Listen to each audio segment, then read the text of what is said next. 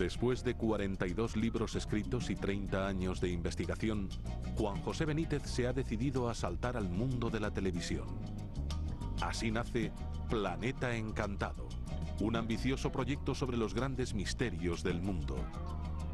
Para su elaboración, el periodista y escritor ha recorrido más de 110.000 kilómetros, bebiendo directamente en las fuentes de 24 países, con un total de 600 localizaciones. Planeta Encantado no es un proyecto como los demás. Planeta Encantado es una puerta abierta hacia lo más noble de la condición humana: la capacidad de soñar.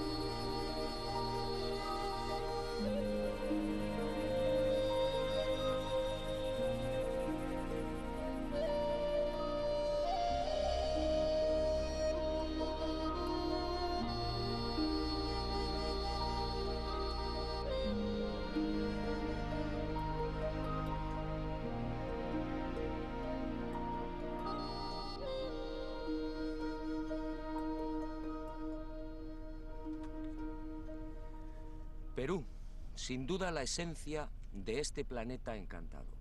Perú milenario, mítico y sobre todo Perú mágico. Sígame y disfrútelo conmigo.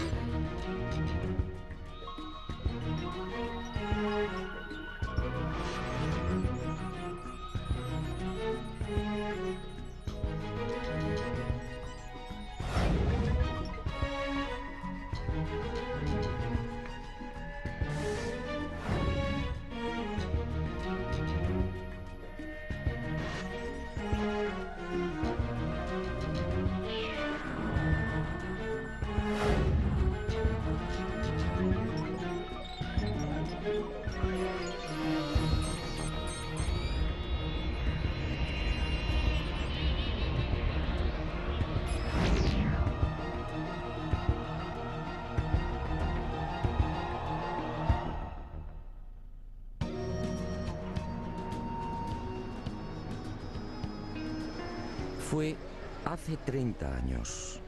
Aquí en Perú recibí el bautismo de fuego como investigador.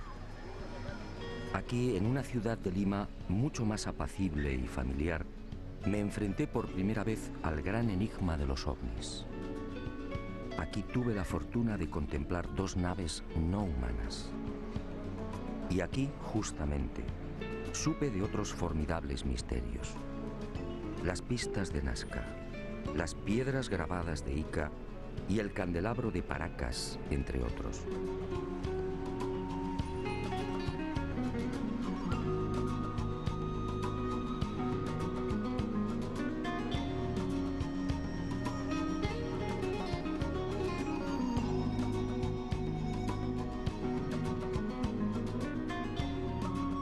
Sí, es mucho lo que le debo al Perú.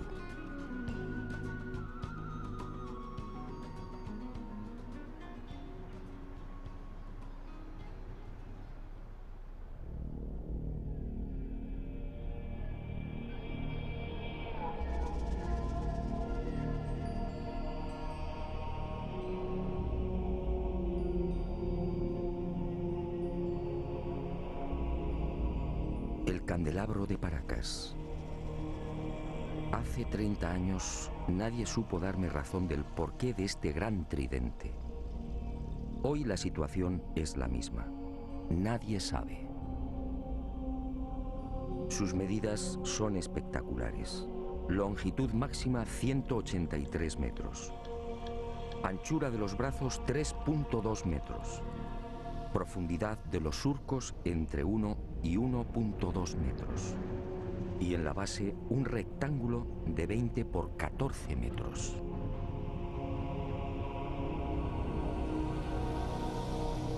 A simple vista, la gigantesca figura parece elaborada con la técnica del vaciado. Alguien extrajo la arena y procedió a un férreo prensado de las paredes. Misteriosamente, los fuertes vientos de la zona no han logrado borrarla. Y al excavar en los surcos, surge una nueva sorpresa. A 10 o 15 centímetros, dependiendo del lugar, aparece una costra blanco-amarillenta de naturaleza cristalina, muy común en esta península. La deducción es inevitable. Hace cientos, quizá miles de años, la imagen del candelabro tuvo que ser distinta. En el pasado, esa blanca y pulida sedimentación lo haría brillar como un candelabro de plata. ¿Quién lo diseñó? No hay forma de datarlo. No existen referencias históricas. Nadie sabe cuál fue su finalidad. Para algunos se trata de un símbolo religioso. ¿Quizá el árbol de la vida? Para otros representa una constelación. ¿Quizá la cruz del sur? Hay quien asegura que estaríamos ante un signo ritual vinculado a sacrificios humanos. Sacrificios que tenían lugar en Isla Blanca y en el archipiélago de las Chincha, muy próximas al tridente. De hecho, el eje principal del candelabro aparece alineado con la primera de estas islas. Unas islas en las que han sido encontradas las momias de jóvenes mujeres decapitadas.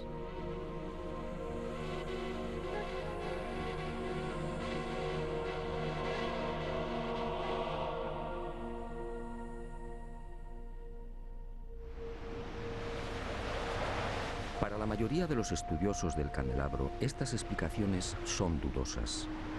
Hay algo, sin embargo, en lo que todos coinciden. Por sus dimensiones y la estratégica ubicación sobre el acantilado, con una inclinación de 40 grados en relación al mar, el gran tridente parece dibujado para ser observado a distancia. En los días claros, la figura puede ser contemplada a 20 kilómetros. ¿Se trata, por tanto, de un especialísimo faro? ¿Estaríamos ante una señal indicadora? Sinceramente, no hay forma de saberlo. El eje central y principal del tridente señala al sur, exactamente al rumbo 180 grados. En otras palabras, es falso que el célebre candelabro de Paracas esté orientado hacia los míticos y sagrados lugares de Cusco, Machu Picchu, Tiahuanaco o Nazca.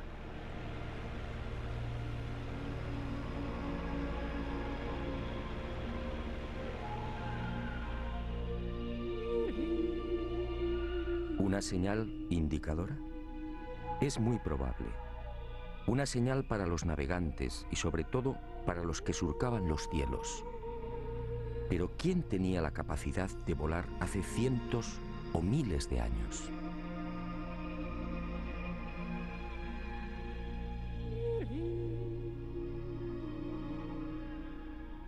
La pregunta parece absurda. ¿Quién podía volar en la antigüedad? Para la ciencia está muy claro. Ningún ser humano tenía la capacidad del vuelo hace miles de años. Yo, en cambio, no estoy tan seguro. Sígame y le mostraré algo desconcertante.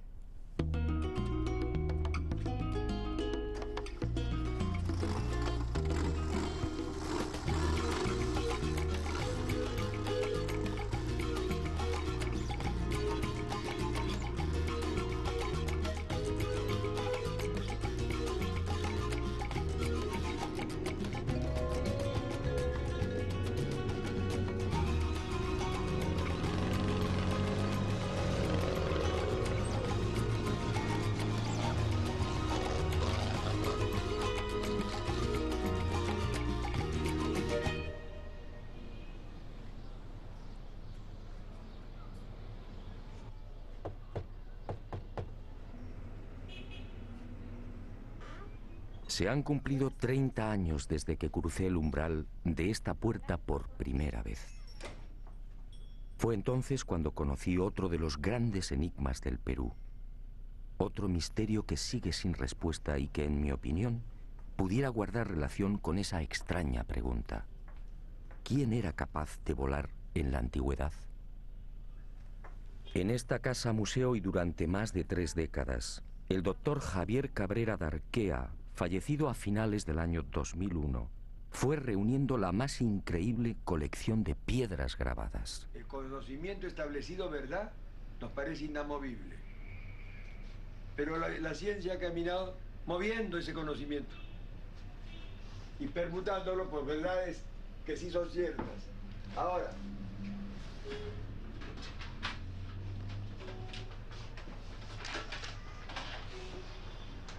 esos instrumentos que ha visto ahí.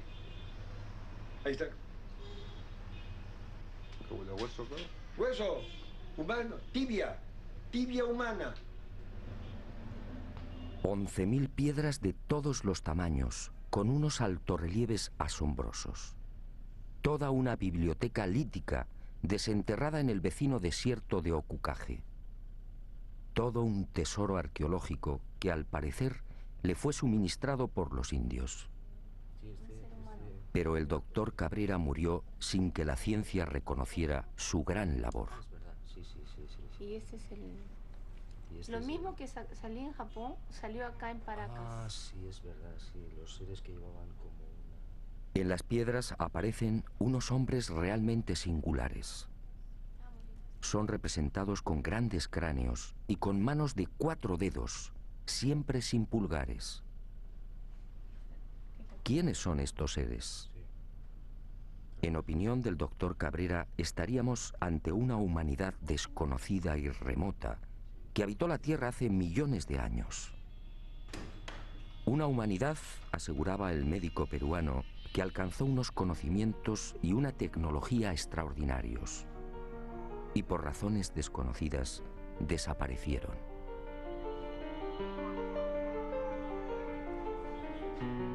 Pero antes de extinguirse, esta supuesta humanidad dejó un legado. Miles de piedras grabadas con escenas desconcertantes. Según Cabrera, se trataría de una síntesis de su historia y de su sabiduría. Veamos algunas de estas increíbles secuencias. Trasplantes de órganos. ¿Un trasplante de corazón en la antigüedad? ¿Una intervención en el cerebro?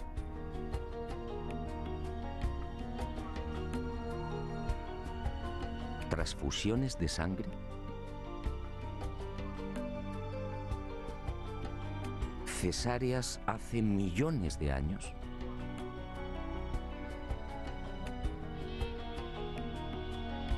¿Representaciones de órganos humanos? ¿Hígados? ¿Corazones? ¿Riñones? ¿Cómo es posible?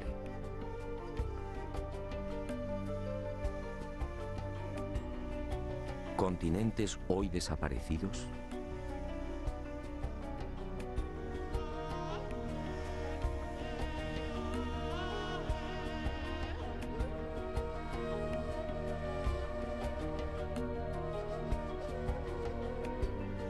¿Animales antediluvianos? ¿Grandes dinosaurios? ¿Hombres conviviendo con dinosaurios? ¿Hombres aniquilando a estos temibles reptiles? ¿Cómo es posible si estos animales desaparecieron hace 65 millones de años?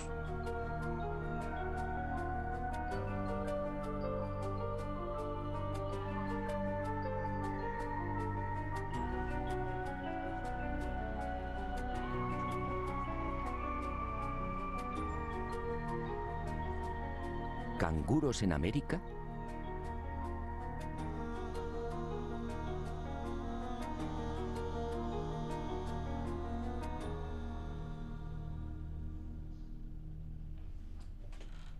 A lo largo de estos últimos 30 años, en las numerosas visitas a Ica y al desierto de Ocucaje, traté de descubrir el yacimiento del que supuestamente se extraían las piedras grabadas. Y a veces también se encuentran seguidas. Pero eso fue inútil. Ni los indios ni Javier Cabrera aceptaron mi propuesta. Era su gran secreto. 50 de Honduras. Pero el destino me reservaba otra sorpresa. Muerto el doctor Cabrera, las circunstancias cambiaron. Y a veces no se encuentra.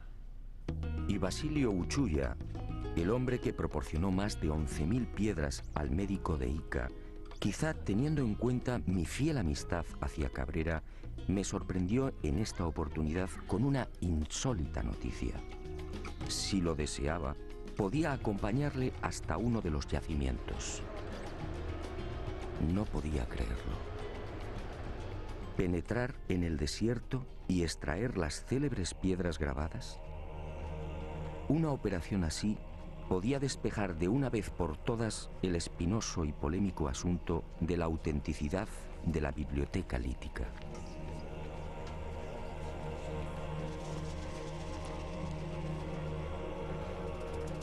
Eran las 08 horas de un caluroso miércoles 16 de enero del año 2002. Y nervioso, esperé.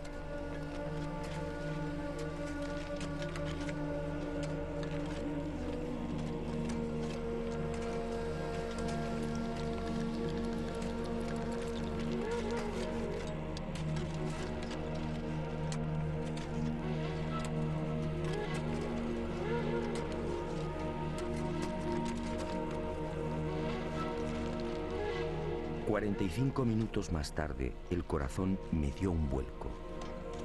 Uno de los indios, Omar, detuvo la pala y señaló una piedra todavía semienterrada.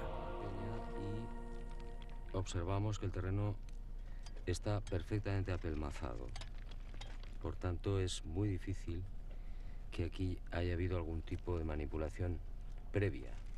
De momento, terreno completamente intacto, apelmazado. No podía creerlo. De manipulación. Ya cede.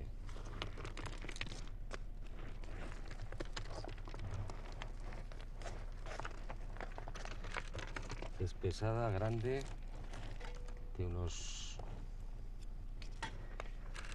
30 centímetros y probablemente de unos 5 kilos de peso, por lo menos. Que le corta la cabeza.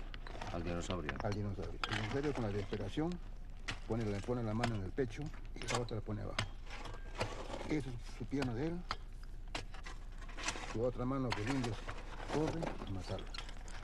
Su plumaje. Y a este primer hallazgo le siguieron otros.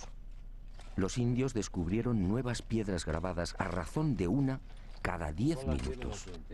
Es la tercera. Todas ellas, en apariencia, habían sido sepultadas mucho tiempo antes. La ha encontrado Omar, ¿no? Sí. Omar. Sí. Y vamos a proceder a la extracción. Volvemos a insistir, terreno completamente apelmazado, que no se ha tocado evidentemente pues en muchísimo tiempo.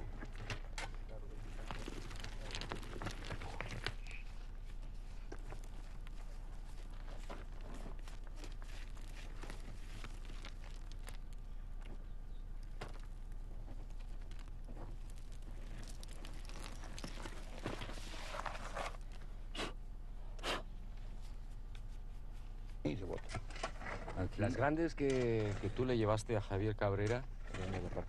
De allá. Bueno, esta es la cuarta piedra. Son las 10 menos 5 de la mañana. Fuerte calor. Pero creo que está mereciendo la pena porque ante nuestra sorpresa aparece una más. ¿Quién sabe cuántas puede haber aquí? En este cerro.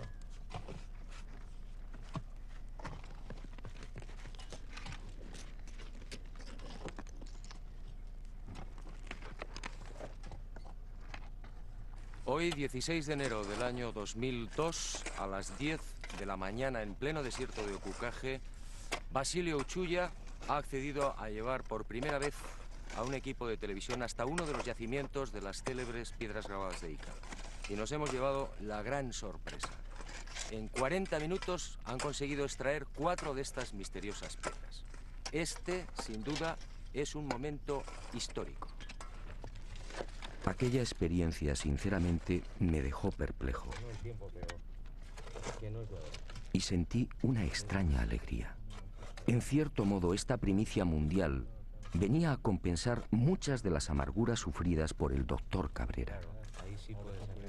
Y brindé por él y por la valentía y coraje que demostró en vida. Pero este importante hallazgo solo era el principio de una nueva investigación. Ahora debía someter estas piedras a toda una batería de minuciosos análisis. ¿Se trataba de grabados antiguos? ¿Estábamos ante una humanidad perdida y remota? Y el enigma de Ica se oscureció mucho más. ¿Quién podía volar en la antigüedad? En la biblioteca lítica de Ica aparece grabado con nitidez: hombres prehistóricos volando sobre grandes pájaros. ¿Los domesticaron? ¿Se trata de gigantescos reptiles voladores? ¿Y qué decir de estos pájaros de aspecto mecánico? ¿Qué quisieron representar? ¿Y cuerpo humano? Entonces, un momentito. Ni qué decir tiene que la arqueología oficial no acepta las teorías y conclusiones del doctor Cabrera Darquea. Para la ciencia, la humanidad, nuestra humanidad, es la única. Y ceñidos a esta premisa, los arqueólogos peruanos se niegan incluso a examinar las piedras grabadas. Poco importa que los informes solicitados en su día por el doctor Cabrera a diferentes laboratorios revelen una misma y antiquísima pátina en la totalidad de las piedras. Que es curvo, que es limitado.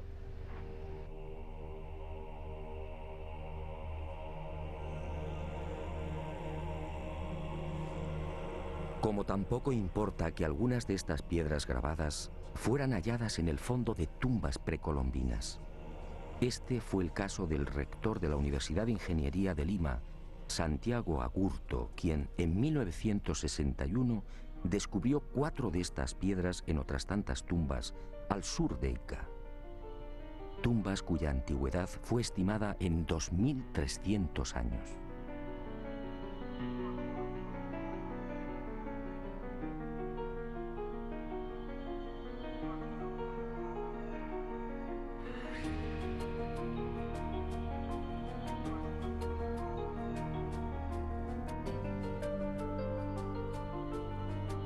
A mi regreso a España, como dije, varias de las piedras grabadas desenterradas en mi presencia fueron enviadas a 5 laboratorios pertenecientes a 4 universidades españolas y una canadiense. Aunque los estudios no han concluido, los primeros análisis arrojaron el siguiente resultado. En algunas de las piedras, las zonas grabadas presentan una oscura pátina, consecuencia muy probablemente de un largo proceso de oxidación natural. En palabras sencillas, esos grabados no son recientes. Pero otros estudios en otras piedras han puesto de manifiesto que las incisiones presentan una clara factura moderna. Los grabados habrían sido ejecutados con medios mecánicos motorizados.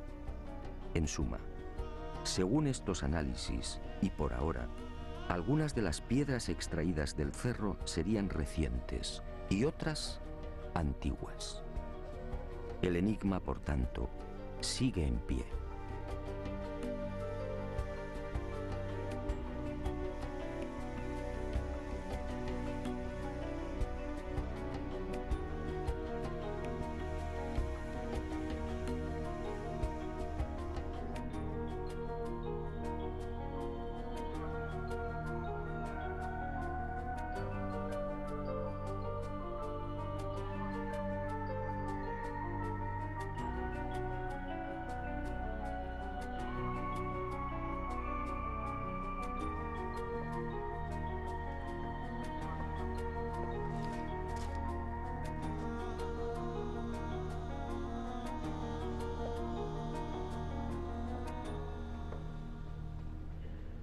Sea como fuere, lo cierto es que los antiguos peruanos parecían obsesionados con el hecho de volar. Esta es otra prueba, una prueba determinante.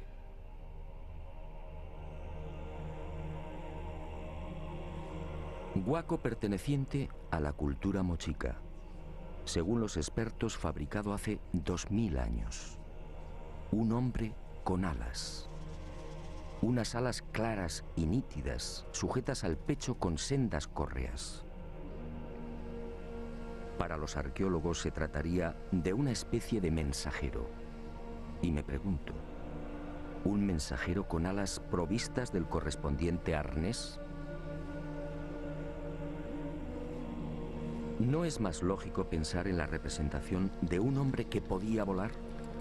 Más aún, si los antiguos peruanos obviamente no estaban capacitados para practicar el vuelo, ¿no serán estos huacos y pinturas el recuerdo de otros seres que sí podían hacerlo?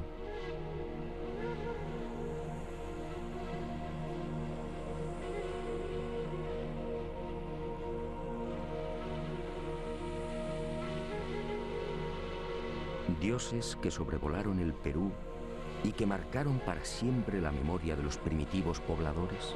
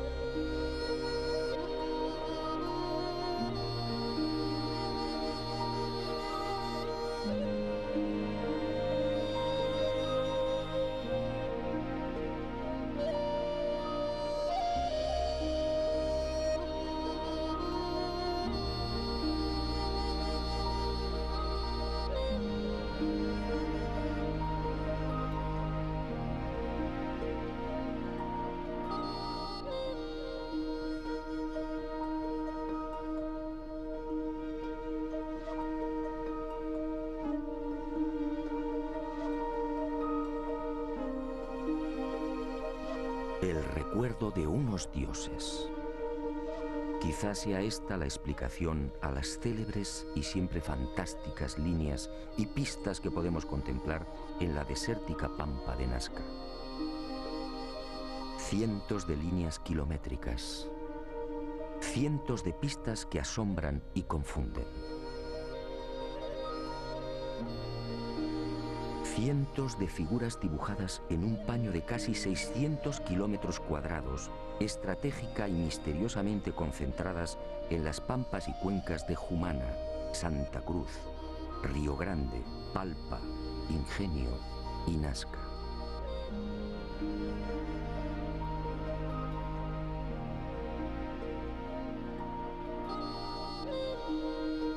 Una formidable obra desarrollada quizá como homenaje, quién sabe si como reclamo, a esas criaturas que hace cientos o miles de años surcaron los cielos del Perú.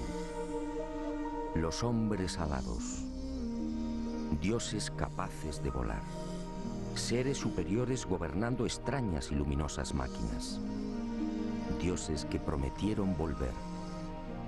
Y los hombres ansiosos plasmaron sus deseos en la tierra, dibujando grandes figuras, unas figuras solo visibles desde el aire, unas figuras mitad oración, mitad grito.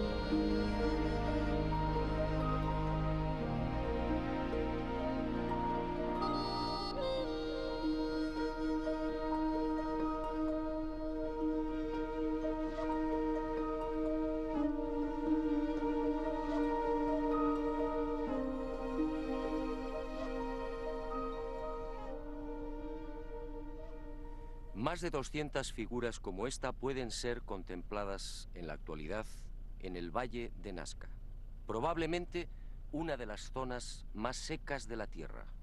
Aquí no llueve nunca, o casi nunca. La corriente de Humboldt, en las costas del Pacífico, 3 grados por debajo de la temperatura del aire, es la responsable de esta extrema aridez. El índice de precipitaciones es realmente angustioso, apenas 1 centímetro cúbico al año. Y esas pocas gotas de agua se reparten en unos 30 minutos cada 2 años.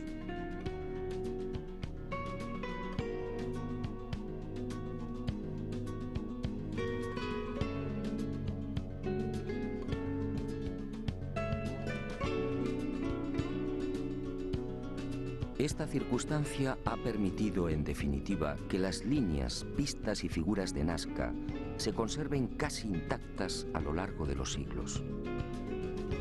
Y a la ausencia de lluvias hay que añadir también otro interesante y peculiar factor que ha preservado casi milagrosamente la integridad de este tesoro.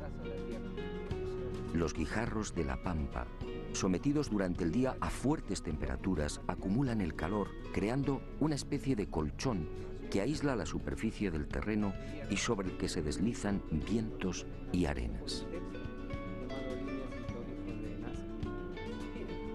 Me parece buena la interpretación porque eso hace de que se genere ese colchón que tú mencionas en el Valle de Taruga o en la zona de Palpa, ¿no? Donde también vemos inmensa cantidad de...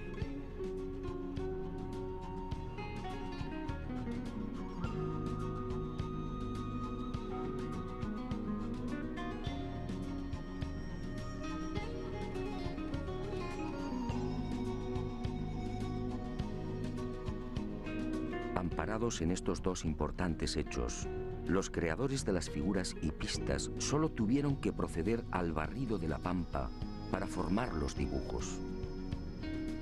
Al rayar la rojiza superficie del desierto, rico en hierro, aparece de inmediato una blanca capa de sílice, y el contraste de colores da vida a los formidables geoglifos. Los últimos estudios de datación, en especial los llevados a cabo por Percy Clarkson y Harry Hurton de las universidades de Winnipeg, en Canadá, y Nueva York, respectivamente, fijan la antigüedad de estos geoglifos en unos 500 años antes de Cristo.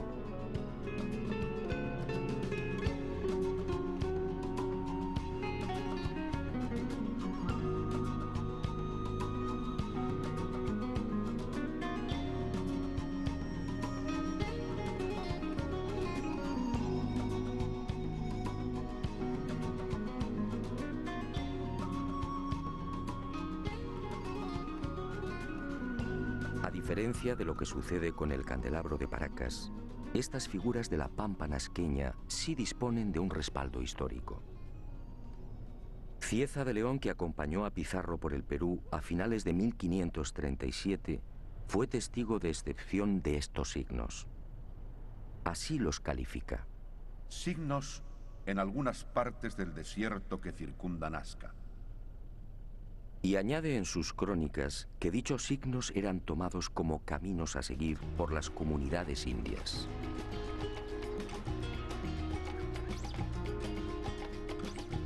En esa misma época, otro español, el soldado Francisco Hernández, acampa durante una semana en Nazca y escribe en su diario: Los indios trazaban grandes líneas en el suelo.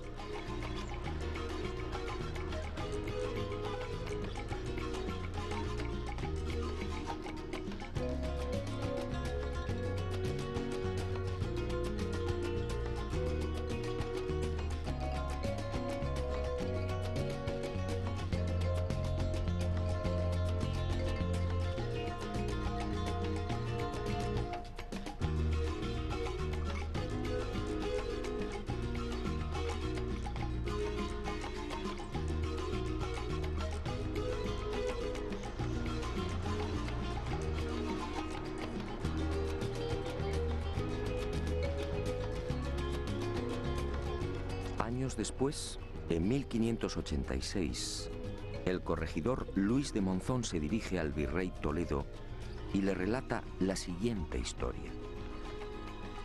Antes que los españoles dominaran a los incas, en tiempos antiquísimos, un pequeño grupo de otro tipo de gente a la que llamaban los viracochas llegó a esta tierra. Y obedeciéndoles, los indios los siguieron e hicieron caminos que hasta ahora se pueden ver, largos como una calle, a cuyos lados construyeron muros bajos. ¿Los viracochas? ¿Quiénes eran? Cuando consulté a los indios, todos coincidieron. Señalaron al cielo y exclamaron: dioses, dioses que volaban, dioses que llegaron de Tiahuanaco y trajeron el arte y la agricultura, dioses que enseñaron cómo dibujar las líneas y figuras.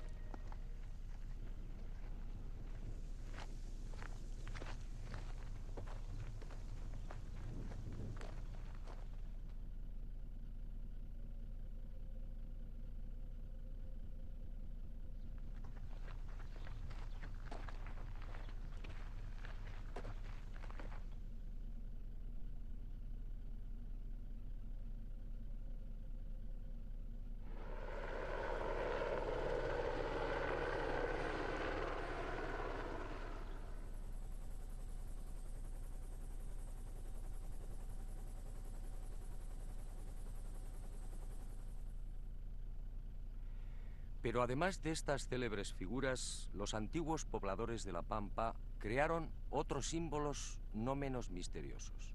Unos dibujos que voy a ofrecerle en primicia. Sígame y juzgue por sí mismo.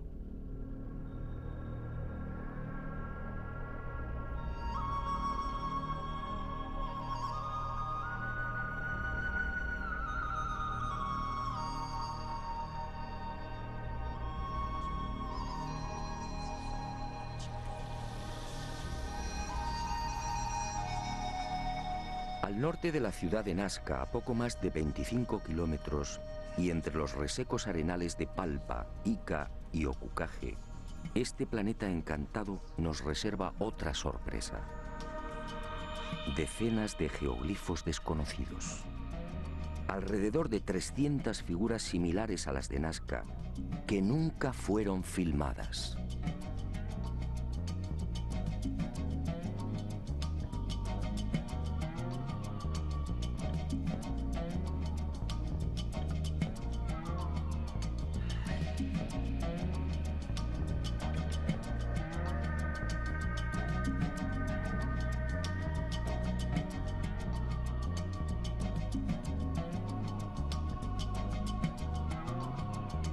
La huella de la serpiente. Más de 10.000 orificios de 1 metro de profundidad y 90 centímetros de diámetro que trepan por laderas y cerros. Nadie sabe qué significan.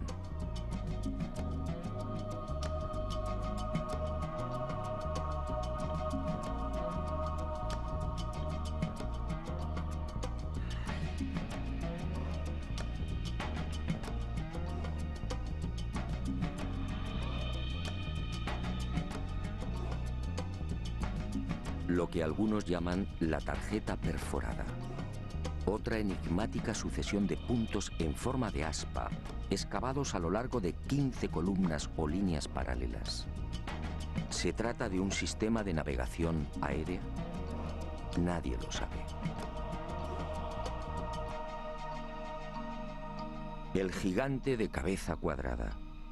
Otro ser enigmático coronado con plumas o antenas.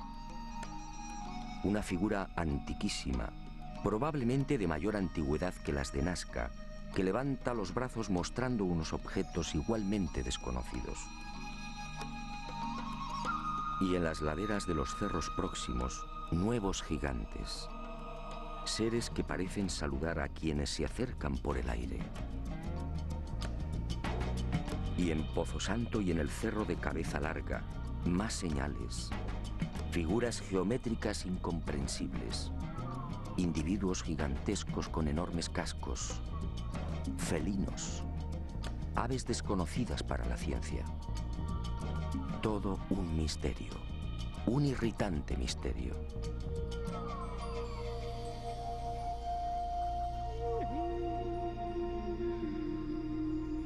Y al igual que en el Valle del Ingenio, más líneas y pistas, cientos, pistas de hasta 14 kilómetros.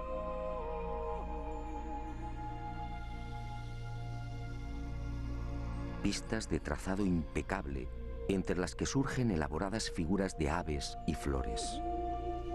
Imágenes que lamentablemente, como dije, están siendo destruidas por la mano del hombre. Y en el calcinado arenal de Ica, otro desafío. Esta figura fue descubierta en 1984 por los pilotos de Aerocóndor en la hacienda San Javier. Desde entonces recibe el nombre de la Estrella de San Javier. Mide 64 metros de diámetro y constituye sin duda el más arduo de los jeroglíficos. ¿Qué significa la Gran Cruz central? ¿Cómo debemos interpretar los 200 orificios y las decenas de líneas que unen los círculos? ¿Estamos ante un mensaje matemático?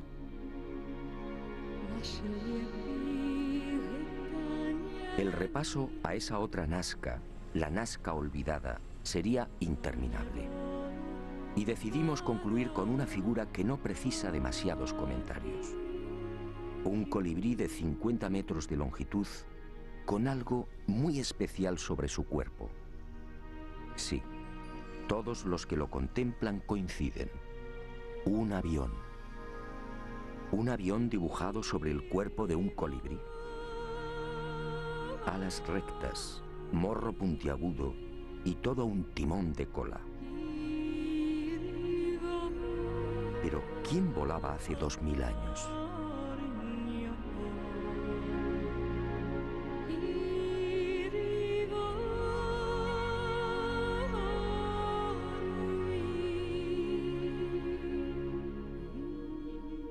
El enigma de Nazca ha cumplido 75 años. En 1927, el antropólogo Toribio Mejía era el primero en enfrentarse a este gigantesco y misterioso tablero.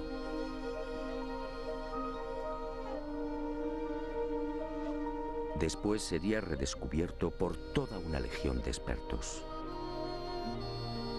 Para Kosok, por ejemplo, estas figuras eran la representación de las trayectorias del Sol, de la Luna y de los planetas. En otras palabras, el mayor libro de astronomía del mundo. Para Maria Reiche, la matemática alemana que dedicó su vida al estudio de la Pampa, se trataba de un calendario. Un formidable calendario en el que las figuras reproducían constelaciones y las líneas marcaban solsticios y equinoccios. Gerald Hawkins sometió esta teoría de Reiche a las computadoras y comprobó que la hipótesis del calendario era falsa. Para el explorador inglés Tony Morrison, las líneas son caminos, senderos sagrados que unirían templos. Pero ¿dónde están esos supuestos templos? Otros, como Jim Gutman, están convencidos de que los antiguos pobladores del Perú llegaron a fabricar y utilizar globos aerostáticos. Así, dicen, diseñaron las figuras. Dobkin de Ríos y Cárdenas van más allá y apuntan una explicación tan poco convincente como las anteriores. Según estos científicos, las figuras de Nazca no serían otra cosa que el resultado de la ingestión de alucinógenos por parte de los indios. William Isbell, en cambio, afirmaba en 1980 que estos geoglifos fueron la consecuencia de un simple entretenimiento, un procedimiento para mantener ocupada a una gran masa de población. La hipótesis no se sostiene porque, entre otras razones, estas figuras fueron trazadas a lo largo de 1500 años como mínimo. Henry Stirling llegó a proponer una explicación que obviamente fue desestimada. Los geoglifos de Nazca, escribió, son en realidad un gigantesco telar. Y recientemente se ha puesto de moda otra versión que tampoco termina de convencer. Según el hidrólogo Stephen Mabey y el arqueólogo Donald Prulls, Estos cientos de imágenes serían simples marcadores de aguas subterráneas.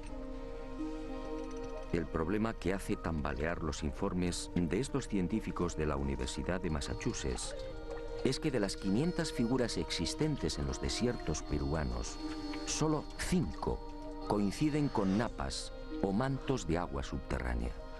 Solo 5.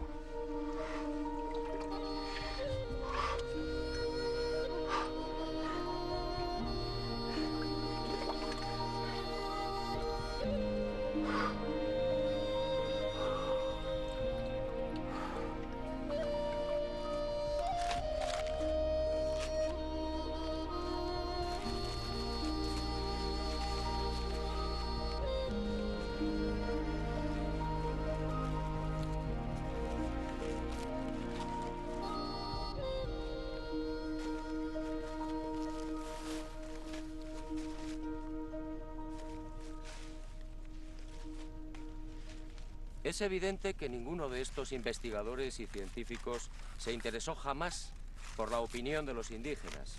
Yo sí lo he hecho. Y esta es mi conclusión. La tradición peruana dice: hace mucho tiempo, sobre esta pampa descendieron unos seres que podían volar. Fueron los viracochas, los dioses llegados del este. Unos hombres buenos que trajeron la paz, la concordia y el progreso. Y fueron esos dioses quienes dibujaron las primeras líneas y figuras. Después, nosotros, los hijos de los viracochas, seguimos su ejemplo y aprendimos a dibujar en la arena. Ellos lo verán algún día y regresarán, y regresarán, y regresarán, y regresarán, y regresarán, y regresarán, y regresarán, y regresarán.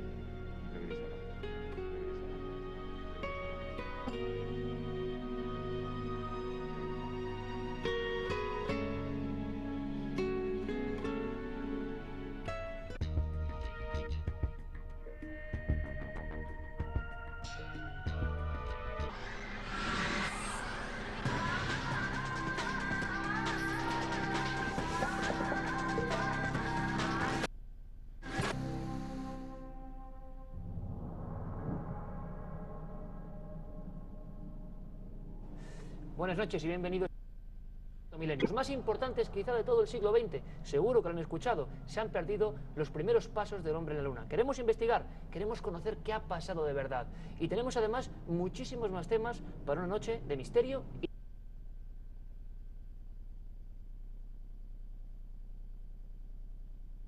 No haber convencido a los apoloescépticos, que ya comentan en Internet que las grabaciones han sido hechas desaparecer adrede para evitar que la digitalización pusiera de manifiesto que eran falsas. ¿Son imágenes perdidas de la Luna, las que faltan? Sí. Esta que tenemos ahora mismo en pantalla es una de las imágenes perdidas de la Luna, o al menos lo que se vería en esos monitores si esas cintas se recuperasen. Fue una toma hecha con una cámara Polaroid de un monitor que...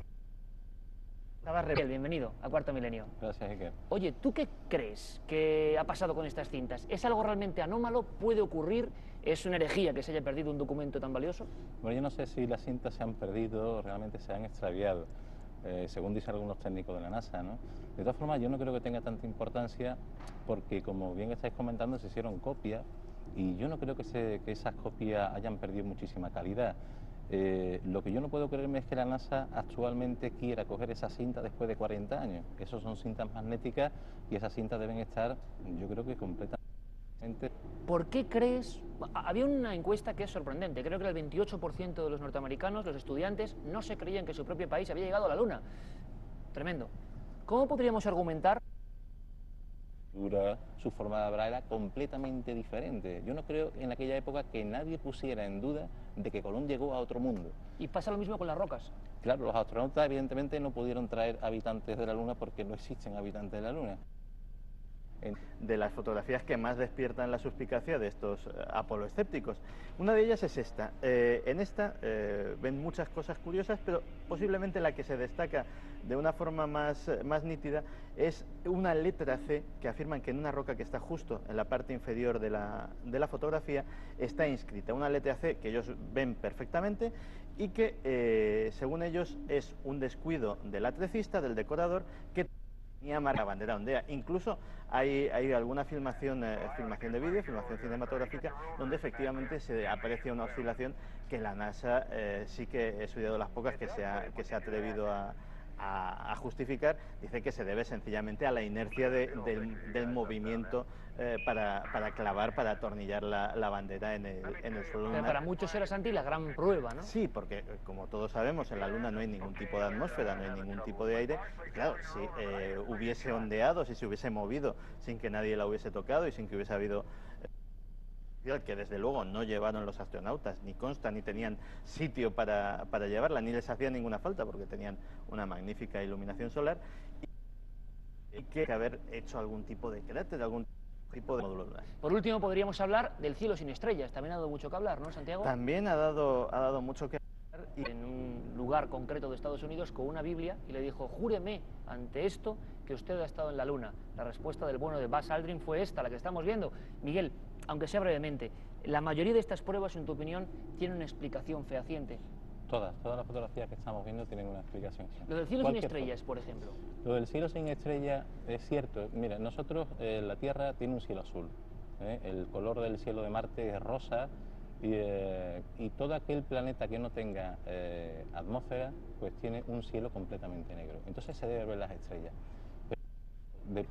Primero porque efectivamente, primero porque el suelo de la Luna refleja muchísima luz, y segundo porque ellos estaban preparados con sus cascos para no quedar deslumbrados. Por otra parte, nosotros no podemos hacer fotografías donde salgan las estrellas de la Luna. ¿Y la bandera, Miguel?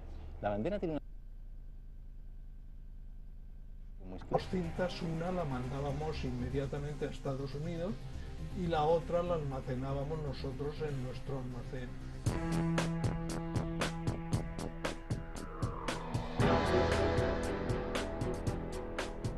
Yo creo, la verdad es que no, sinceramente, que realmente no, una especie de manipulación. Yo pienso que sí, porque no vamos a haber llegado a la Luna. Pudimos conocerlo aquí en Cuarto Milenio gracias a Miguel Gilarte, que nos lo brindó, y la verdad es que sigue asombrándonos porque significa que algo pasa en la superficie de la Luna. Y Miguel, parece que es un misterio que no solo es de ahora, sino que durante muchos siglos, durante muchos años, ha interesado a los observadores del espacio científicos, ¿no?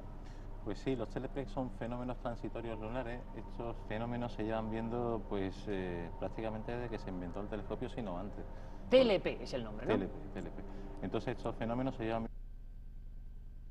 Es muy difícil saber qué son. Se puede especular, ¿eh?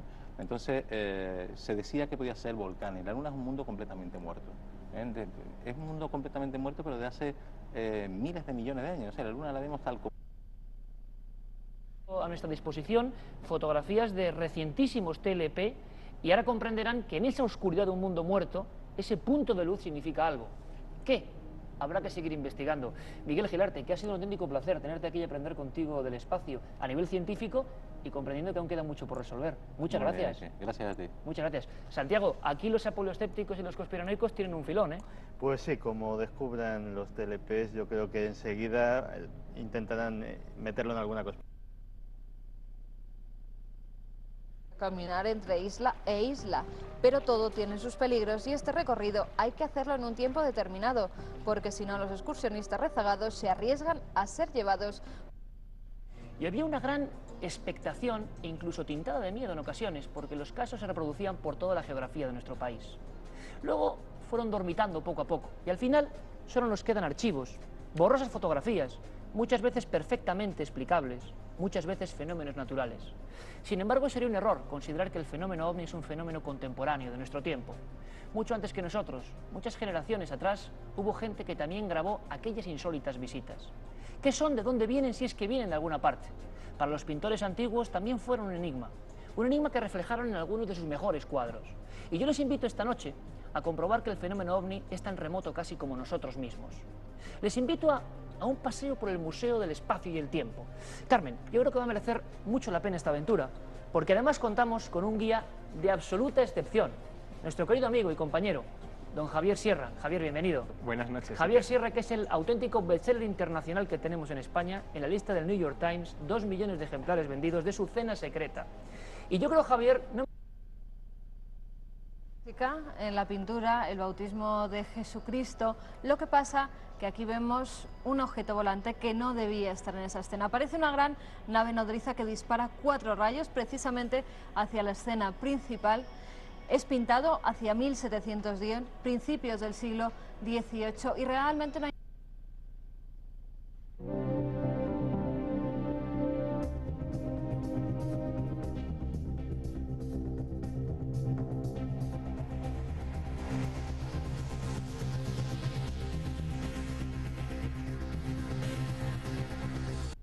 a que oficialmente se inicie este misterio de los objetos volantes no identificados. 24 de junio 1947, un piloto norteamericano, Kenneth Arnold, observa 9 formas extrañas volando como platillos volantes, ahí surge el famoso término, y a partir de ahí los ejércitos se empiezan a interesar por algo que es inquietante. Lo observa con atención, verá que hay algo extraño. Sobre el hombro de la Virgen, en el cielo, clarísimamente en el cielo, hay un objeto extraño rodeado de un haz luminoso tan potente que deslumbra.